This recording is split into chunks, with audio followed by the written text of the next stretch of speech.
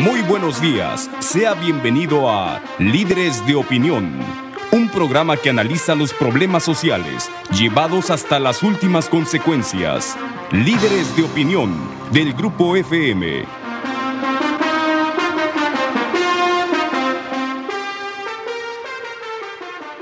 Hola, ¿qué tal? Buenos días.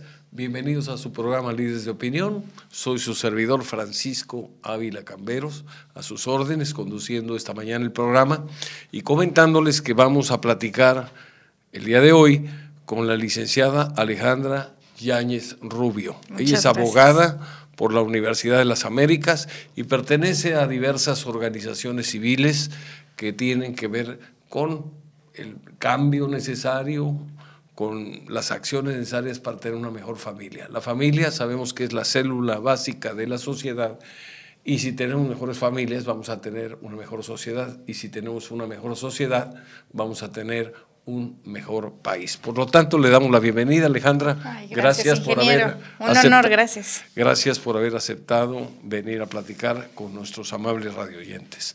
El placer es mío, muchas gracias. La verdad es que ahorita estamos viviendo en una época muy interesante. Prácticamente estamos viviendo un cambio de época en el que muchos de los valores que antes se cultivaban se han dejado de cultivar, pero no porque se hayan dejado de cultivar significa que no existen y que no son importantes. Tenemos que saber retomar lo bueno del pasado y proyectarlo hacia el futuro para fortalecer las instituciones.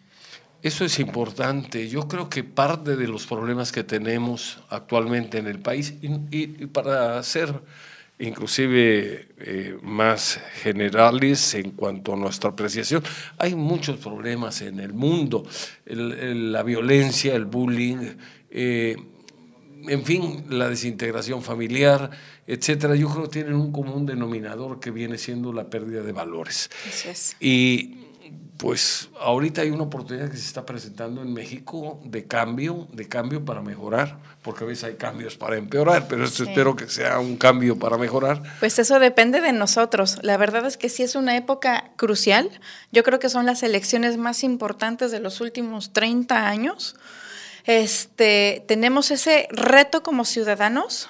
Yo creo que ya los temas de los valores están en el radar. Muchas familias percibimos que es necesario fortalecer la familia, fomentar la familia, cuidar a los niños, cuidar a las personas más vulnerables de la sociedad. Y hoy por hoy tenemos esa oportunidad de decidir por aquellos candidatos que van por los valores, por cuidar a la familia y por mejorar a la sociedad con políticas públicas que busquen el beneficio de todos, no nada más de ciertos grupos. Depende de nosotros, entonces es una gran reflexión que hacer, porque no es un partido ni un color. Según el distrito, según el puesto, son diferentes los perfiles. Probablemente a la hora de votar terminemos votando por diferente color para diferente categoría, según el análisis personal. Lo que nosotros tenemos como personas es buscar el mejor disponible. ¿Quién es el mejor disponible para presidente? ¿Quién es el mejor disponible para senador? ¿Quién es el mejor o la mejor disponible para diputado? Y entonces así es como podemos como ciudadanos actuar, participar y contribuir a que las políticas públicas busquen beneficiar a todos los sectores de la población. Es necesario, es fundamental. No podemos seguir diciendo, ay, voy a votar todo de un solo color. Sería inocente, sería ingenuo el creer que un partido, tenemos ya que empezar como maestros a analizar perfiles. ¿Qué quieres para tu familia? ¿Qué quieres para tu sociedad? ¿Qué quieres para tu colonia? Este candidato está detectando las necesidades de tu lugar, de tu distrito. Él sabe en dónde está mal el drenaje, en dónde están mal los servicios de salud, en dónde hay más violencia. Toda esa sensibilidad para resolver los problemas solo se puede atender si la persona está preparada y lamentablemente no todas las personas están preparadas en un solo partido. Nos obliga a ser más exigentes y analíticos. Hay situaciones que se van dando verdaderamente preocupantes porque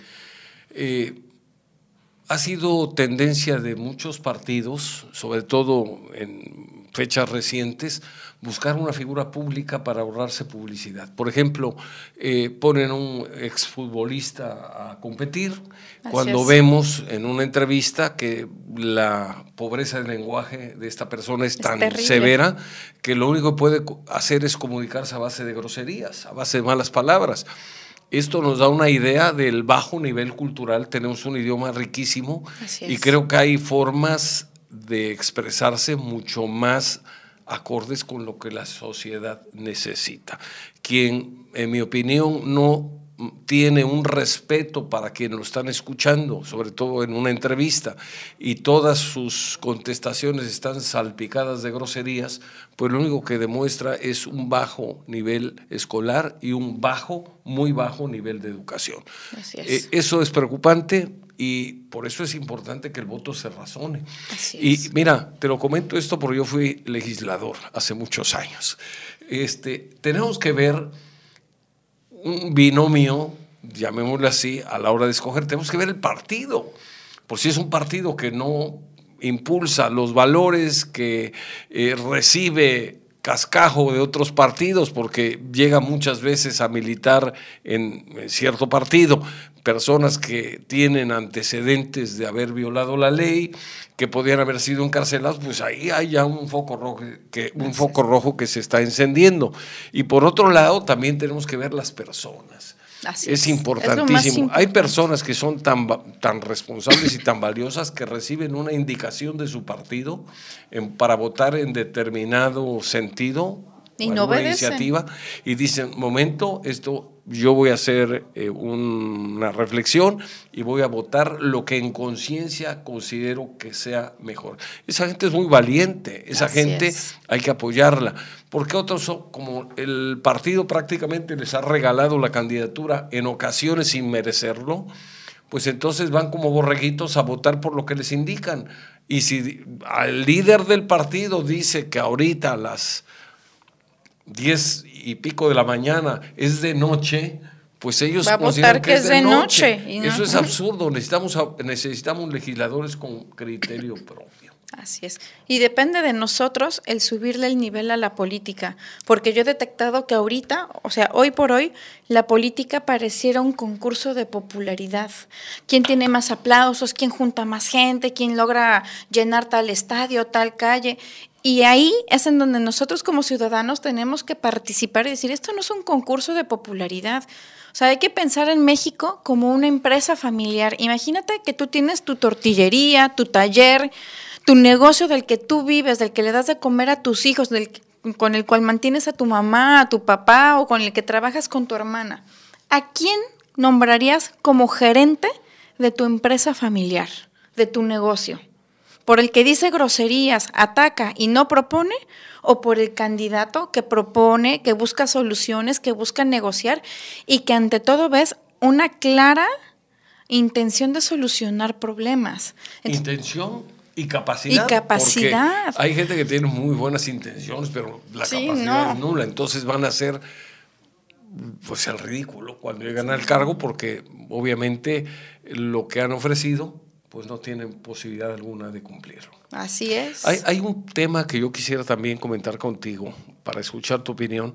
Es importante que los que están de candidatos entiendan que van representando a la ciudadanía, no a los partidos políticos. Ni a imponer sus ideologías, tienes que escuchar la voz de tu pueblo. Alejandra, sucede en muchas ocasiones que llegaron al cargo, reciben una indicación de quien los dirige, hablemos de los legisladores, quien los dirige por parte del partido que los llevó al cargo, y entonces obedecen la línea que les dan, sin tomar en cuenta que hay acciones que están autorizando, avalando con su voto, y que son francamente absurdas, que atentan contra la libertad, contra la vida, contra los derechos de quienes dicen que son sus representantes. Así es. Entonces eso no puede ser.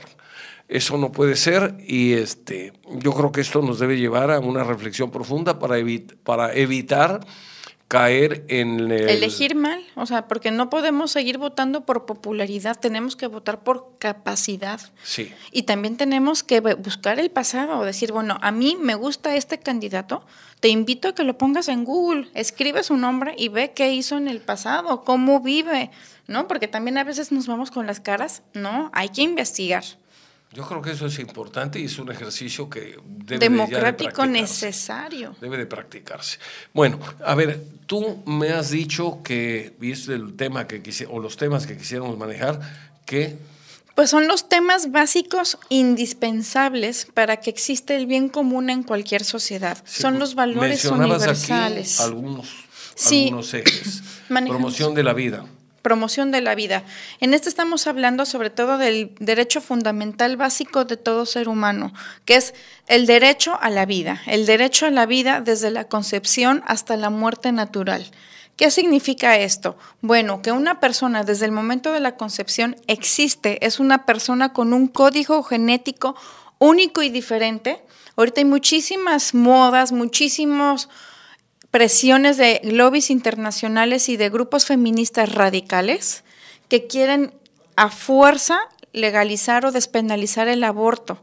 Y aquí es en donde nosotros como juristas, como activistas, como personas con sentido común, alzamos la voz y decimos no, porque el bebé que está en gestación ya es una persona. El Código Civil Federal en su artículo 22 lo establece. El Código Civil de Veracruz en el artículo 26 dice que persona física es la nacida, viva o viable, ¿no? O sea, entonces todavía no nace, pero es viable. Ya tiene la primera esfera de personalidad, ¿no? Ya puede recibir legados, herencias y donaciones. Entonces, es contrario al derecho, al sentido común, el atentar contra la persona que ya existe y que no se puede defender. En dado caso, si la mujer no quiere ser madre, pues tiene la libertad de darlo en adopción. Hay excepciones al aborto que ya existen, que pues cuando el aborto no es punible, cuando pues la mujer pierde al bebé por imprevisión, pues obviamente, ¿cómo se le va a castigar a una mujer que tiene o sufre un aborto espontáneo? En caso de violación, peligro grave de la vida o malformaciones graves del embrión, es entendible, pero el querer posicionar el aborto como un derecho es ilógico. Es ilógico porque ese derecho, o supuesto derecho, va en contra del derecho del no nacido. Vamos a ir a una pausa, si te parece, y regresamos en un momento más para seguir platicando con la licenciada Alejandra Yáñez Rubio. Muchas gracias. Continuamos en su programa Líderes de Opinión. Seguimos platicando con la licenciada Alejandra Yáñez Rubio. Alejandra, gracias. Estábamos hablando de promoción de la vida, que es de lo que tiene que buscarse, que el candidato por el cual vamos a votar, pues respete la vida. De lo contrario, vamos a caer en los absurdos de que se cuida mucho el medio ambiente, los árboles, pues los animalitos también, hay que proteger a los perritos, hay que proteger a las especies que están en peligro de extinción, lo cual es sano y lo cual es positivo, pero ¿cómo es posible que pretendamos defender al árbol y a los animalitos si antes no defendemos la vida del ser humano? Yo creo que eso es lo más valioso y no debemos de cambiar una cosa por la otra.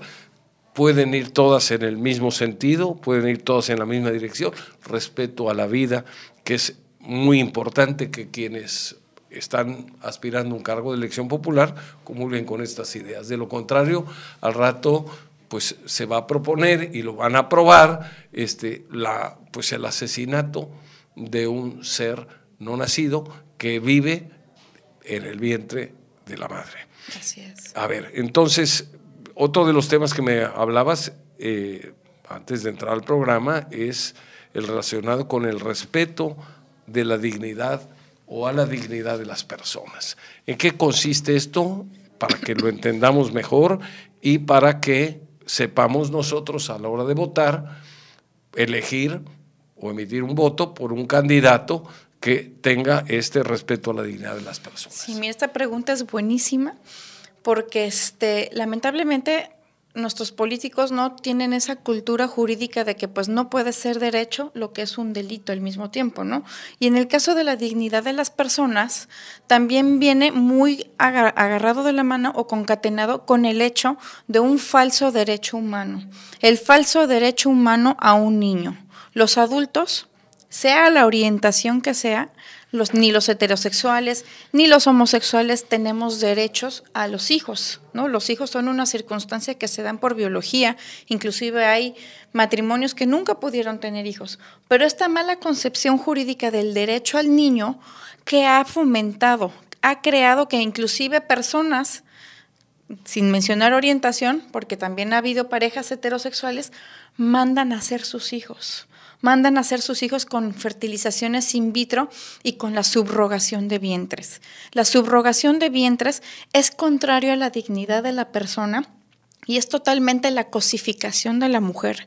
A mí me sorprende muchísimo ver que los grupos feministas defienden la subrogación de vientres cuando es la cosificación de la mujer, porque es un procedimiento médico carísimo, cuesta entre $100,000 y $500,000, es lo que le cobran a las personas que mandan a hacer sus hijos por estos procedimientos, y se vienen a Tabasco porque en Europa está prohibido, ¿no? Entonces vienen a México a cometer un delito, le pagan a una mujer $100,000 por gestar un bebé en su vientre durante un tiempo, y se llevan al bebé. Entonces es la cosificación de la vida humana, es contrario a los derechos humanos. Inclusive en España la legislación establece que está prohibida la subrogación de vientres si la mujer gestante es española. Entonces, ¿por qué nosotros permitimos que cosifiquen a nuestras mujeres? Es contrario a la dignidad. Igual, la eutanasia y la eugenesia es contrario a la dignidad. Hablando con la gran genetista, la doctora Pilar Calva, ella me explicaba que hay 2 tipos de eutanasia. Está la eutanasia activa y la eutanasia pasiva. La eutanasia activa es que yo llego y te inyecto para que ya, o sea, te quieres morir, te inyecto y te mueres rápido. Bueno, eso va contrario al valor y a la dignidad de la persona, ¿no? En dado caso sería la eutanasia pasiva, siempre y cuando ya haya un procedimiento degenerativo inminente, muerte cerebral, que no tiene caso tener a la persona conectada 20, 30 años. No, ya hay muerte cerebral, la persona ya no está ahí, órale, la desconectamos. Pero es muy diferente el dejar morir a matar. Esto, para que se entienda con mayor precisión, tiene que ver con las elecciones, porque puede ser que lleguen legisladores que esta práctica la puedan autorizar. Finalmente, por lo que tú me platicas, lo que cuesta, pues debe ser un buen negocio. Es un negociazo. Muy lucrativo. Es un negociazo. Muy lucrativo, y además, como tú mencionabas, esto va en contra de la dignidad de las mujeres, sobre todo mujeres mexicanas. Así que es. Por necesidad, por pobreza, pues a lo mejor aceptan este tipo de, de prácticas. Muy bien. ¿Es alguna otra cuestión que quieras comentar sobre el respeto a la dignidad de las personas? Que son cuestiones que tiene que defender un candidato por el cual vamos a votar. Pues creo que grosso modo está englobando lo que es el concepto general de la vida, la dignidad de la persona, que no, la manipulación genética y la clonación, ¿no? También tenemos que ver qué tipo de ideología tienen nuestros candidatos.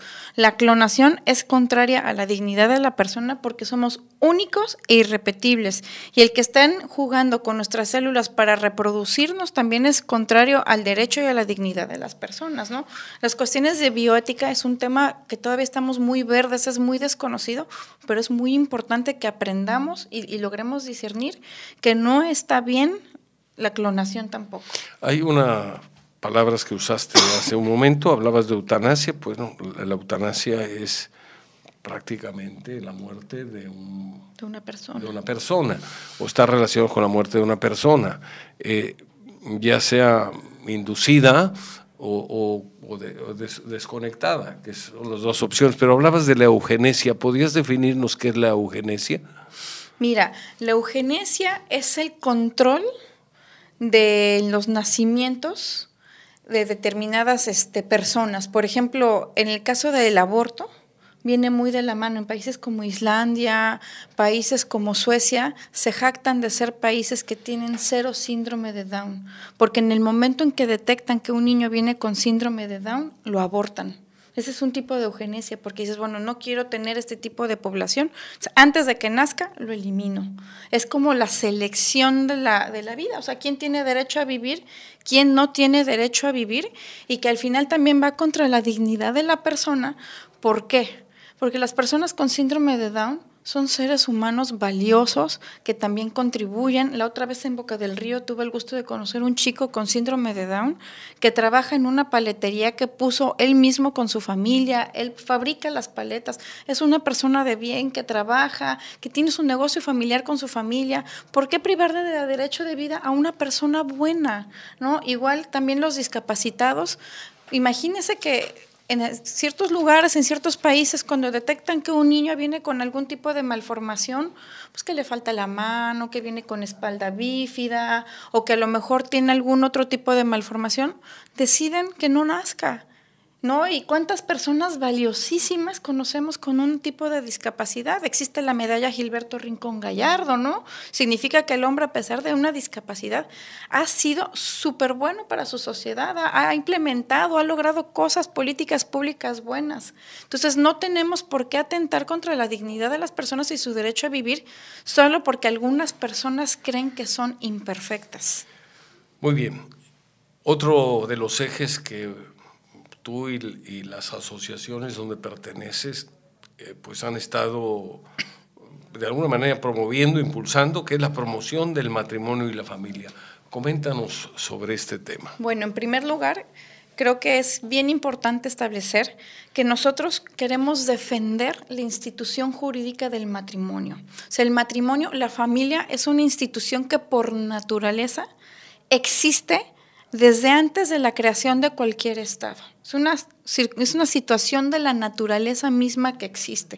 O sea, éramos Homo erectus, neandertales, australopithecus, y ya un hombre se unía a una mujer y tenían hijos. Ya existía la familia.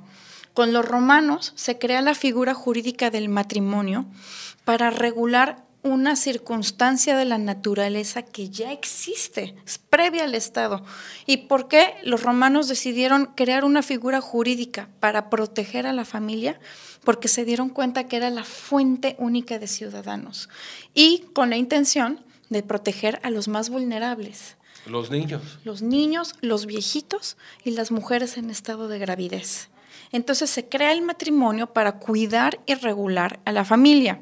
Cuando dicen es que ustedes están en contra de los homosexuales y les quieren quitar derechos, no, yo tengo amigos, inclusive parientes que son homosexuales, los quiero, los amo y los respeto profundamente. Muchos de ellos están de acuerdo en que el matrimonio es la figura jurídica que regula la prole, la descendencia. Si abrimos el Código Civil, vamos a descubrir que el 70% de las causales del divorcio van encaminadas a la protección de los niños.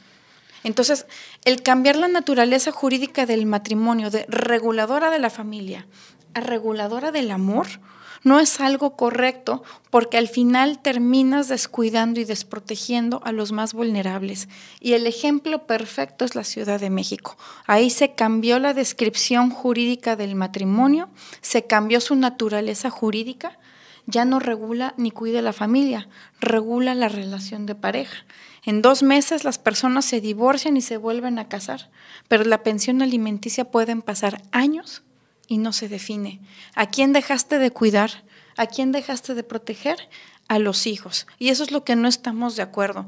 Muchas personas de los movimientos sabemos que los homosexuales necesitan de una figura jurídica para proteger y regular sus cuestiones patrimoniales y los derechos derivados del IMSS, del Seguro Social, del Infonavit. Tendría que crearse una figura que sea apta y suficiente y perfecta a lo que ellos necesitan. O sea, simplemente lo único que pedimos a las autoridades, a los políticos, a los abogados, a la Suprema Corte, que la verdad ahorita con sus criterios lo único que ha logrado es homogeneizar todo tipo de unión y no estamos de acuerdo, ¿no? Es decir, oye, la familia no nada más es matrimonio, ¿o que acaso los concubinos no son familia? Hay muchos tipos de familia y a los distintos tipos de familia hay que proporcionarles su figura jurídica. Yo creo que sería más sano, porque de otra manera se estaría distorsionando el sentido del matrimonio y hasta la palabra. Matriz. Que significa madre y protección de los hijos. Así Entonces, es. si a la hora de que hay una unión homosexual no puede generarse descendencia, bueno, pues automáticamente están fuera del concepto original de matrimonio. Habría que buscar, desde luego, dentro de un marco de respeto, habría que buscar también una figura jurídica que pudiera tutelar los derechos de estas personas. Yo creo que en eso nadie se opone. Lo que sí se opone, pues buena parte de la sociedad, es a llamarle con un nombre específico a una unión que no corresponde al significado de ese nombre específico. Perfecto, Vamos a una pausa claro y continuamos sí. platicando. No se vaya. Seguimos en su programa Líderes de Opinión platicando con la licenciada Alejandra Yáñez Rubio. Ella es integrante de diversos grupos que pues buscan el bienestar de la familia, el progreso de la familia, y estando bien la familia, la sociedad está bien, y estando bien la sociedad, el país está en orden, está en paz y está bien. Estamos hablando de los ejes que los grupos diferentes a los que pertenece Alejandra están buscando y están buscando resolver, están buscando dar una guía, dar una línea, dar una luz sobre algunos temas que son relevantes para el sano desarrollo de la sociedad y que desde luego aquí platicando en estos micrófonos tendremos la oportunidad de escuchar los conceptos, aclarar las dudas, yo espero, y si hay si hay alguna duda que persiste, bueno, entrar tal vez a la página de correspondiente de alguno de los grupos para tener mayor información sobre el tema. Pero aquí hablan de un eje importantísimo, que es el derecho de los padres a educar a sus hijos. Y comento esto que es muy importante porque de repente algún burócrata por ahí que trabaja para el gobierno, válgase la redundancia, pues le dio por pensar que el gobierno tiene que tutelar y que tiene que ver con la educación de los hijos, cuando esta es una obligación original de los propios padres. Es una obligación y es un derecho de ellos a darles una educación a los hijos acorde con su forma de pensar, acorde con su ideología, acorde con sus costumbres, acorde con sus principios. Los buenos principios normalmente, hasta ahora, afortunadamente, se aprenden en casa. Familia. Entonces, esto, pues la obligación original es de los padres y ya de manera supletoria por la escuela, pero no por los burócratas. Así es. A ver, el tema. Mira, este punto es muy importante. Yo creo que es de lo que más nos duele a los que estamos en esta lucha de los valores familiares, porque inclusive la Convención de los Derechos del Niño de 1989, el Pacto de San José, el Pacto de Económico, Social y Político también de la ONU, hablan del derecho de los padres de educar a sus hijos conforme a sus valores y creencias particulares. Y sin embargo, en México se han generado un montón de políticas públicas que van contra la patria potestad de los padres de familia. El decir no te metas con mis hijos, que fue una de las frases que dimos a conocer cuando nació el movimiento, o uno de los movimientos, pues se debe a esto, esta injerencia del Estado, a esta presión e imposición ideológica desde el Estado para educar a los niños sobre la voluntad de los padres de familia. ¿Y cómo te lo puedo dar en ejemplos? Hay un montón. Los libros de texto, que viene con información totalmente sesgada, no viene la información clara. Los libros de sexto de primaria de ciencias naturales, los gratuitos que se dan en todas las escuelas, les dicen a los niños, por ejemplo, que usando métodos anticonceptivos no hay ni bebé ni enfermedades. Y es una gran mentira porque probablemente no haya bebé. Sabemos que fallan, pero vamos a suponer que no hay bebé. Usando el DIU o las pastillas o el método Billings, no hay protección efectiva contra ninguna enfermedad. La redacción es muy, muy poco clara. Es un niño a los 11 años, la madurez de aquí no es acorde a lo que tú lo lees y no lo entiendes. Entonces el niño lee, con métodos no hay ni esto, pues va por eso. Y el niño cree ciegamente que no va a ni embarazarse ni enfermarse. Igual con el uso del condón, pues aunque uses el condón, falla. Y si no falla, el papiloma y el herpes es contacto de piel con sudor. Entonces, aún usando el preservativo, hay un riesgo inminente de contagio en caso de que la pareja de la persona esté enferma o contagiada, ¿no? ¿Qué otro tipo de políticas públicas se dan sobre la patria potestad de los padres? Está la NOM 47, la INAPEA, que es la Estrategia Nacional para Prevenir el Embarazo Adolescente. En su página 88 establece que los servicios de salud sexual y reproductiva deben de darse a menores a partir de los 12 años sin mediación de los padres. La NOM 47 establece lo mismo. Eso algún burócrata ocurrente lo estableció ahí, alguien lo autorizó y la sociedad, cuando se dio cuenta, pues era ya era ya un hecho, a lo mejor que hay que revisar. Y hay que revisar porque, según leo, a pesar de todos los métodos anticonceptivos que hay, el embarazo de adolescentes está creciendo año con año. O sea, hay que revisar esto porque si durante muchos años la sociedad funcionó siguiendo cierto tipo de patrones, el ahora pretender cambiar todo de manera radical, probablemente implique, o casi seguro implica, que no es un cambio para mejorar, sino un cambio para empeorar. ¿Por qué? Ahí están los resultados. Cuando una jovencita adolescente queda embarazada, pues o tiene que abortar, lo cual genera un trauma psicológico tremendo, o tiene al bebé.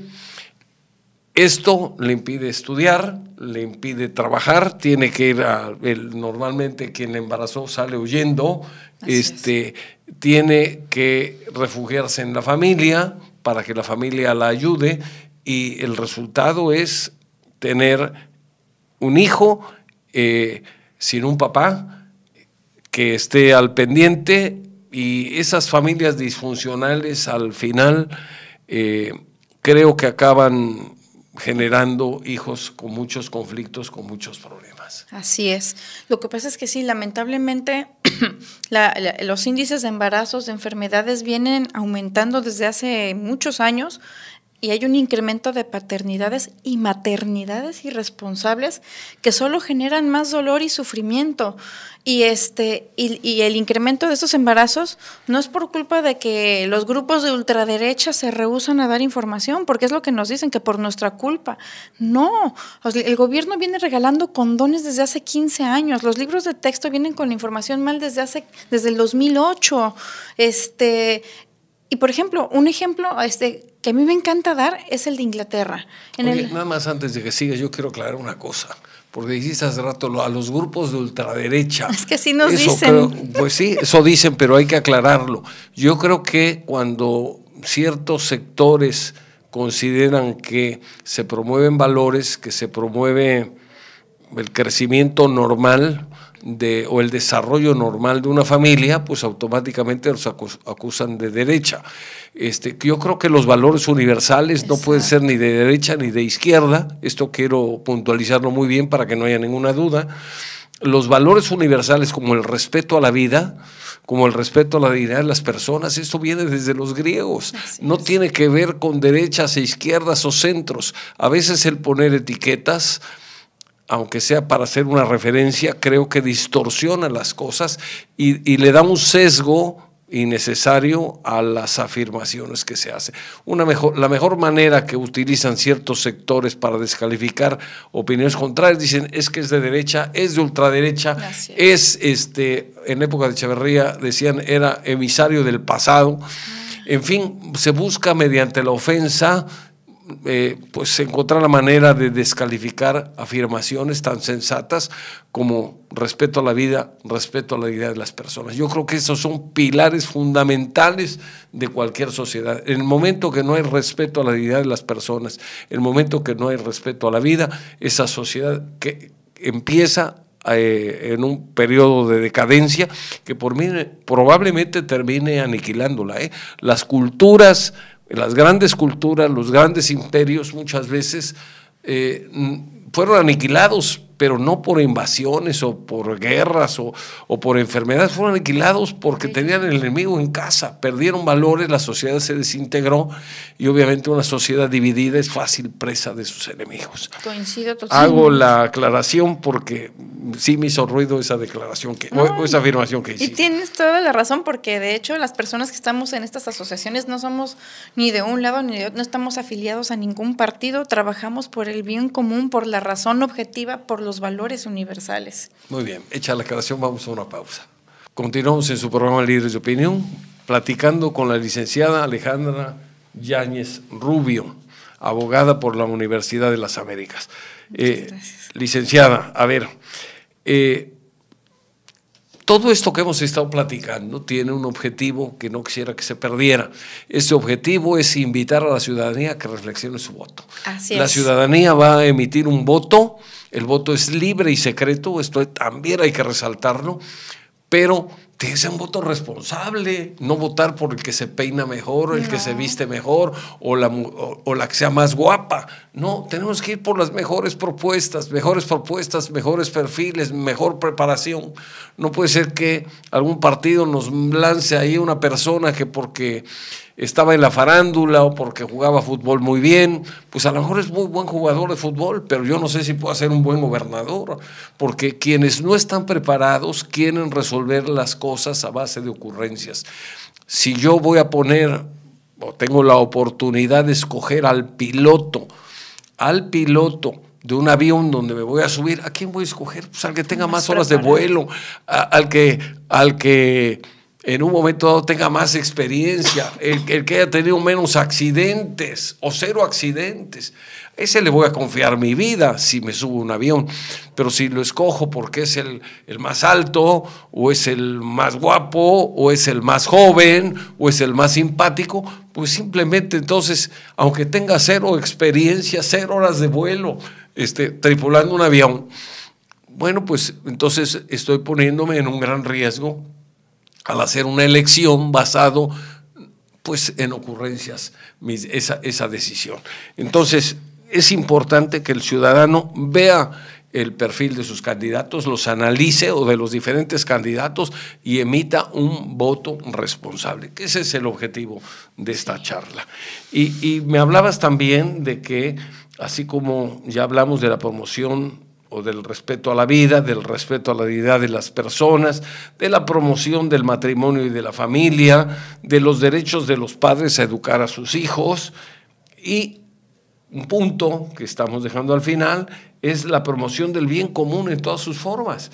Y el bien común no es más que el crear las condiciones necesarias para que todo el mundo se desarrolle en libertad y con responsabilidad. Así es. Ese es el bien común, porque alguien piensa que el bien común es la suma de los bienes individuales, no, porque está refiriéndose a cosas materiales. No. Bien común es el crear las condiciones necesarias para que la ciudadanía, para que el ser humano, vamos a generalizar, se desarrolle con libertad, con responsabilidad. Así es.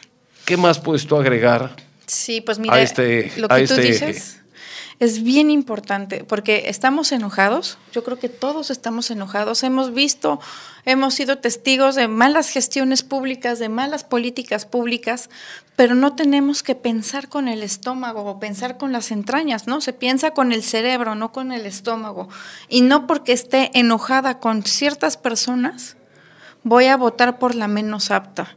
En este aspecto, como defensores de la familia y de los valores universales, que son los mismos de aquí en China, la honestidad, la responsabilidad, la valentía, entonces, ¿qué es lo que proponemos? Analizar perfil por perfil. Para presidente, ¿quién se compromete a defender la vida?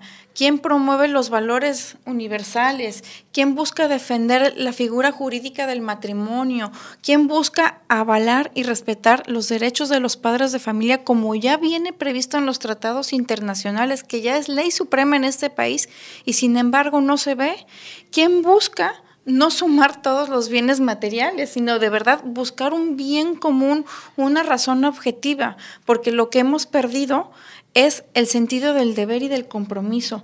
Tanto relativismo, cada quien con su verdad, entonces yo nomás busco por mi beneficio propio y dejo de ver que lo que yo hago afecta a los demás. Y entonces tenemos ahí que volver a decir, a ver, ¿qué candidato se compromete a ver por el bien de todos los mexicanos y no de un grupo en especial? Es una tarea muy complicada, pero también tenemos herramientas, tenemos el internet, tenemos también hay columnas, hay blogs políticos y no hay nada como la tarea propia. Busquen nombre por nombre en Google de cada candidato y disciernan quién es el mejor disponible. Tenemos que quitarnos la etiqueta de voy a votar por el menos peor. Es el peor argumento que puede existir.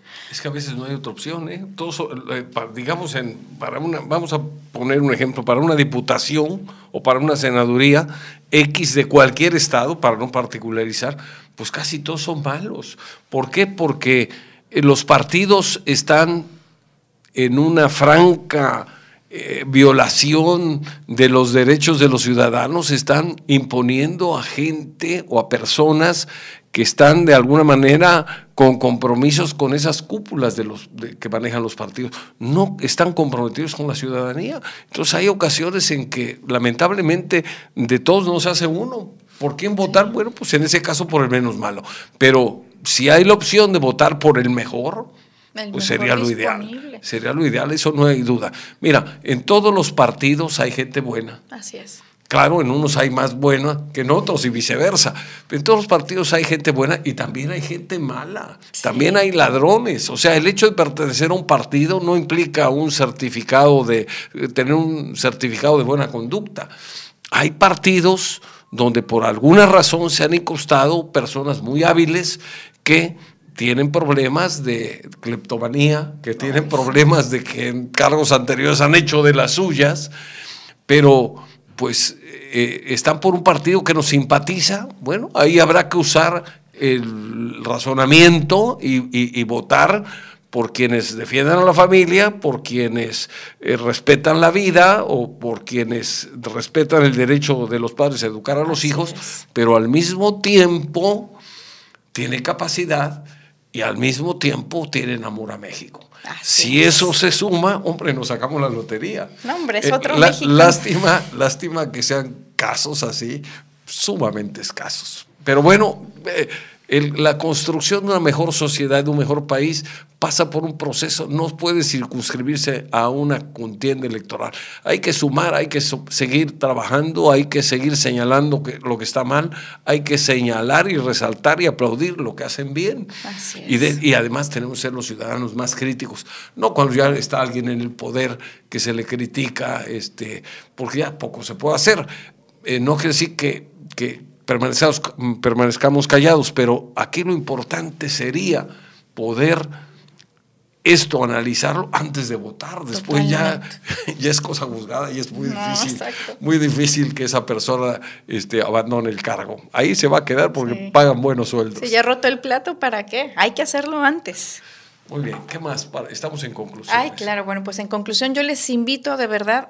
El panorama puede parecer negro, pero si de verdad nos concentramos en analizar, vamos a descubrir que es gris, no es negro. Entonces tenemos que de verdad buscar las opciones, quién defiende la vida, quién promueve el bien común, quién busca defender el derecho de los padres a educar, que ya está en la ley, que ya son derechos consolidados. Nosotros como padres de familia, como tíos, como abuelos, como hermanos, hoy por hoy podemos hablar, intervenir y contribuir a que México sea mejor para las futuras generaciones. No regalemos el voto, no pensemos con el estómago. Tenemos mucho que hacer y de verdad que unidos hacemos el cambio. Muy bien, pues Alejandra, gracias por tu mensaje, gracias por tu participación. Yo confío en que nuestros radioyentes pues reflexionen lo que acabas de comentar y analicen su voto para que lo emitan el día 1 de julio de manera responsable y para que además todo el mundo acuda a votar. Es una obligación el ciudadano que se quede en la comodidad de su casa viendo la tele o durmiendo o haciendo cualquier cosa y se olvida de votar, es un ciudadano que está dejando la oportunidad, está dejando pasar ir la oportunidad de hacer algo por nuestra patria, por nuestro México, por nuestra familia, por nuestra comunidad. Y por él mismo. Y por él mismo. Y por él mismo. Hay una aplicación que se llama sabervotar.mx, está ahí en internet, donde están calificando con puntitos verdes, amarillos y rojos a los candidatos. Una buena herramienta también para discernir, ¿no? ¿Qué piensas sobre la legalización de la marihuana? ¿Qué piensas sobre la conciliación vida familiar y el trabajo? Hay herramientas para evaluar el voto. No lo regalemos, probablemente terminemos votando diferentes colores, pero siempre por lo mejor disponible. Muy bien, Alejandra, muchas gracias. Muchas gracias, ya nos dejaste una tarea.